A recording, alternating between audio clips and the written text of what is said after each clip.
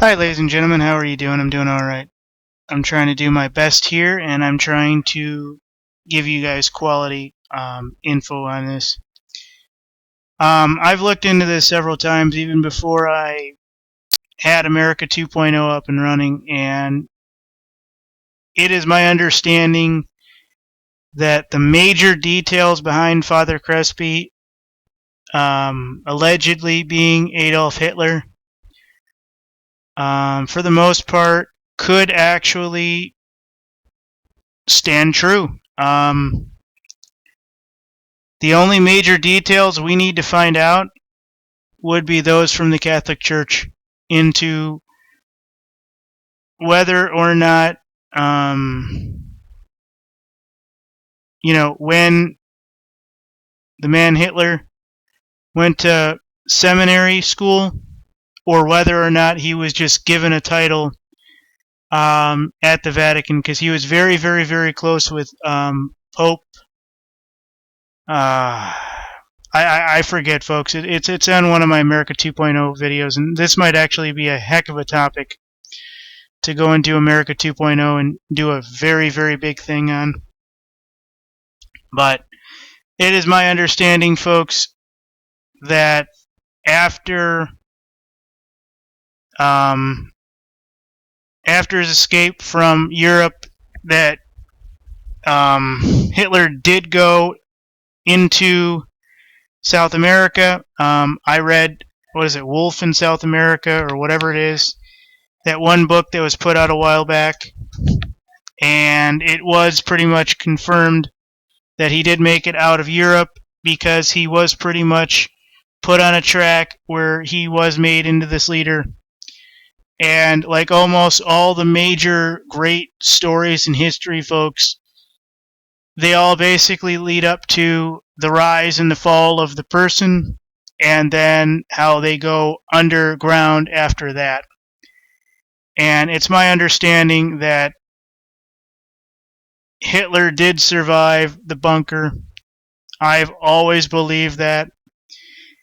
And if you take the equations in the background, and I don't have it for you, but basically almost all the majors, big, are they really dead stories? All of them pretty much have an angle where there were some relative beliefs that they didn't die.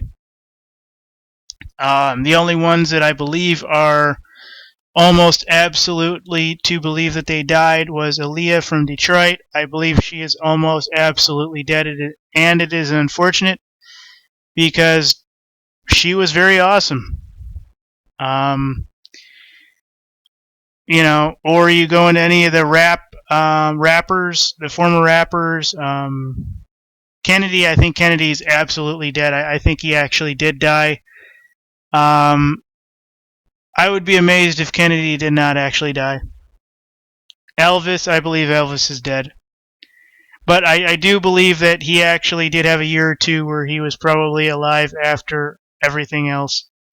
But any number of these major stories, folks, you can absolutely believe that these guys survived their rise and their fall, went on to lead at least somewhat normal lives. Now, Hitler was very much into Catholicism, and he was very much into painting in his younger years, so it would almost be believable that this man would seek his passions after the fall of his Nazi Germany, and that he would probably try to get it up and running to some point or another.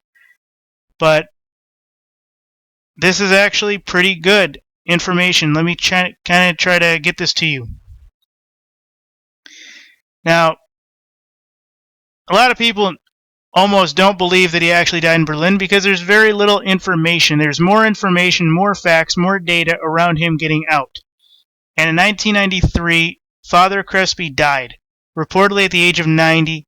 More than 2,000 attended his funeral, which was marked with the rivalings of a king. Basically, flowers were put constantly by anonymous admirers.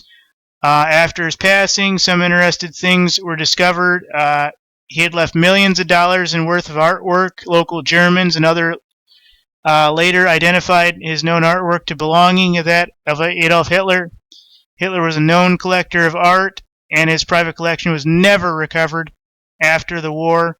And witnesses say that as soon as the funeral of May 16, 1993, 2 cargo jets were loaded with Father Krespi's art collection and departed. It never has been seen again. The chief of police of Quincy reported that he termed as teams of European men invaded a small town prior to the funeral. Several attendees had armed escorts, and some were even of German or Austrian descent. I don't know whether or not Father Krespi was, in fact, Adolf Hitler, but if this photo here, ladies and gentlemen, is at least realistic of anything, it will definitely tell you or make you believe one way or the other. So this picture right here almost looks like an Adolf Hitler style. And this one over here is supposed to be one of him before he died. Now, the backstory is actually quite good. And I almost want to kind of get into the major details. And basically, these are the things that I know beyond a reasonable, folks. After the days of the Russian army trying to find out whether or not the body in the Fuhrer bunker was Hitler's and everything, they took the dental assistant of someone who had worked on Adolf Hitler, and she drew a very bad sketch of his teeth. There was a whole bunch of other things, and Stalin was never convinced Hitler was dead. The FBI director at the time, I believed Hitler was in South America, but nobody believed he was going to restart the Reichstag, so nobody really pursued him, and he was an old man at the time, and nobody really believed that he was going to do anything more than just sit there and die. So, this is actually pretty good. In 1981, a retired Army colonel named Wendell Stephan made a trip to Ecuador. During a trip, he met with a priest in the town called Cuenca. The priest was named Father Krespi, and Colonel Stevens was convinced he was in fact Adolf Hitler. He could not get people to listen to his claims that he was in fact Hitler. He examined thousands of Hitler photos and was more and more convinced he found Hitler. And this is when the details get pretty good, folks.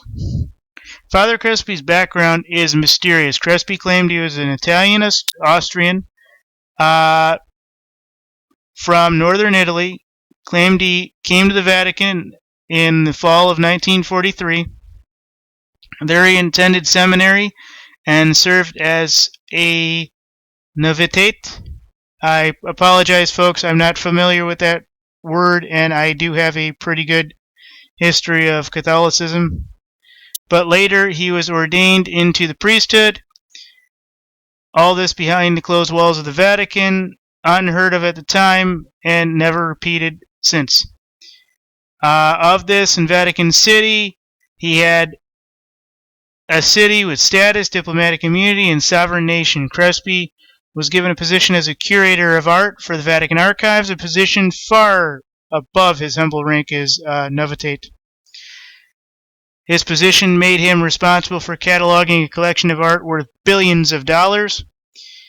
He would also have been in position to receive priceless art collections similar to those that had been looted by the Nazis and somehow fell into the hands of the Vatican after the war. Hint, hint, nod, nod.